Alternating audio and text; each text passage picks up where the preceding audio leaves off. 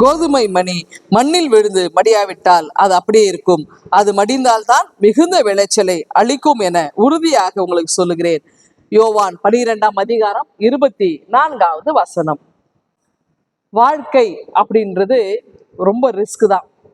ஆனா அந்த ரிஸ்கான வாழ்க்கைய, இந்த அழகான வாழ்க்கைய நம்ம வாழணும் அப்படின்னு நாம முடிவு எடுத்துட்டா இந்த அர்த்தமுள்ள இந்த வாழ்க்கை ரொம்ப அழகுள்ளதாய் நமக்கு இருக்குங்க. இந்த நிறைய நேரங்கள்ல இந்த வாழ்க்கையை நம்ம பல நேரங்களில் நொந்து போறோம். என்ன வாழ்க்கை அப்படின்னு சோர்ந்து போறோம். ஆனால் இந்த வாழ்க்கை உண்மையிலே ரொம்ப அழகானது. எவ்வளவு காலம் இருக்கிறோம் நமக்கு தெரியாது. ஆனால் இருக்கிற இந்த கொஞ்ச காலத்துல இந்த வாழ்க்கையை அழகுள்ளதாய் மாற்றுவதோ அல்லது இந்த வாழ்க்கையை வாழாமலேயே போவதோ அது நம்முடைய கரங்களில் தான் இருக்கிறது. இதற்காக நம்ம கடவுளையோ காலத்தையோ நாம் குறை சொல்லக்கூடாது. இது நம்முடைய கரங்களில் இருக்கிறது. வாழ்க்கையை வாழ்க்கையாக வாழுவது நம்முடைய கரங்களில் இருக்கிறது. நாமும் வாழ வேண்டும், பிறரையும் வாழ்வதற்கு வழி செய்ய வேண்டும், பிறரையும் வாழ்வதற்கு நாம் வழி கொடுக்க வேண்டும், வழி உருவாக்க வேண்டும். இது நம்முடைய கடமையாக இருக்கிறது. ஒரு உதாரணம் பார்த்தீங்கன்னா, இன்னைக்கு நம்ம அந்த வசனம் அது சொல்லுது இல்லையா, கோதுமை மணி நிலத்தில் விழுந்து மடிய வேண்டும். ஒரு உதாரணம் பார்த்தீங்கன்னா, ஒரு விவசாயி ஒரு நிலத்தில விதைச்சிட்டு இருந்தார். ஒரு சின்ன கற்பனை தான். அப்போ அந்த விதைகள் பேசிட்டு இருந்தான் ஒன்னோட ஒண்ணு. விதை எப்படி பேசுவெல்லாம் கேட்கணும், சின்ன கற்பனை. அப்போ விதைகள் பேசுது. அப்போ முதல் விதை சொல்லுதான், ஐயோ என்ன விதைச்சிட்டாங்க, இப்போ நான் என்ன பண்ணணும், நான் உள்ள போயிட்டு நான் முதல்ல இந்த நிலத்துல மண்ணில் சாகணும், நான் ரெண்டா உடைக்கப்படணும், உடைச்ச பிறகு எண்ணிலிருந்து வேர் வரணும், இருட்டுல போய் நான் போராடணும், வேர் விடணும், அப்புறம் நான் துளிர் வரணும், இதெல்லாம் ரொம்ப ரிஸ்க்கு, என்னாலலாம் இருட்டுல எல்லாம் போய் என்னால உடைக்கெல்லாம் பட முடியாது, நான் இப்படிதான் இருப்பேன் அப்படின்னு அந்த விதை சொல்லிச்சான்.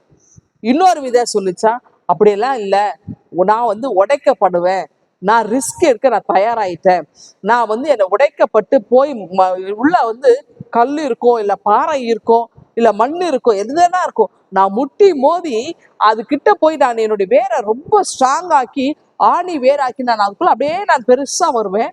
அப்போ எண்ணெயிலிருந்து நான் என்ன பண்ணுவேன், வெளியில பார்த்தா மண்ணுல என்னுடைய இலைகளை துளிர் விடுவேன். அப்போ நான் வளர்றேன் அப்படின்றது என்னை விதைத்தவங்களுக்கு நான் காட்டணும். அப்போ அவங்க என்ன பண்ணுவாங்க, சந்தோஷமா எனக்கு தண்ணி எல்லாம் பாய்ச்சுவாங்க, எனக்கு உணவு கொடுப்பாங்க. அப்போ நான் சந்தோஷமா அவங்க தேங்க்ஸ் சொல்லிட்டு நான் என்னுடைய இலைகளை அப்படியே தண்ணி எனக்கு கொடுக்கும்போது இலைகளை ஆட்டி அவங்க நான் நன்றி சொல்லுவேன். நான் அப்படியே கலகலான்னு வளர ஆரம்பிப்பேன். அடுத்து அவங்களுக்கு நான் பலனை கொடுப்பேன் அப்படின்னு சொல்லி அது என்ன பண்ண செய்தான். அப்போ இந்த விதையை சொல்லி என்னால ரிஸ்க் எடுக்க முடியாதுன்னு சொல்லிச்சு பாருங்க. அது பார்த்தீங்கன்னா அது அப்படியே கொஞ்ச நேரத்துல மாடு மெதிக்க ஆரம்பிச்சுது, கோழிகள் கிளறி அது அப்படியே அந்த விதையை சாப்பிட்டு போயிடுச்சு. அப்ப ரிஸ்க் எடுக்கிறேன்னு சொல்லும்போது அதுக்கு காலமும் உதவி செய்தது, கடவுளும் அதோடைய அனுகிரகம் இருந்துச்சு. அது முட்டி மோதி வாழ்க்கையில ஒரு மிகப்பெரிய ஒரு மரமாக வருது. அப்ப பாருங்க, நம்ம ரிஸ்க் எடுக்கணும்னு முடிவு பண்ணிட்டா இயற்கை, காலம், கடவுள் நமக்கு துணை இருக்கிறார். அவ கோதுமை மணியாக நம்ம விதைக்கப்படும் போது அநேக கோதுமை மணிகள் நம்மிலிருந்து தோன்ற ஆரம்பிக்கும்.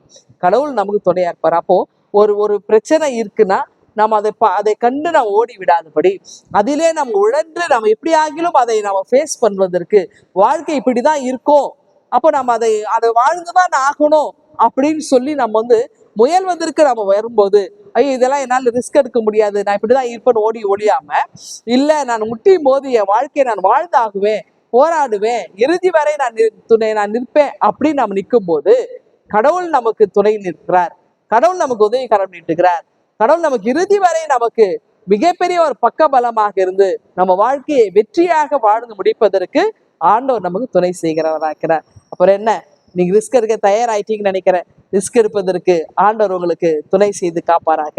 இந்த சிந்தனையோடு இந்த நாளை துவங்குங்கள். ஆண்டவர் உங்களை ஆசீர்வதிப்பாராக. ஆமென். எங்கள் அன்பின் ஆண்டவரே, என்னுடைய வாழ்வை நாங்கள் அழகாய் நாங்கள் முடிப்பதற்கு எங்களுக்கு உதவியா இருந்து காத்தருளும். மீட்பர் இயேசுவை ஜெபிக்கிறோம் எங்கள் அன்பின் கடவுளே. ஆமென்.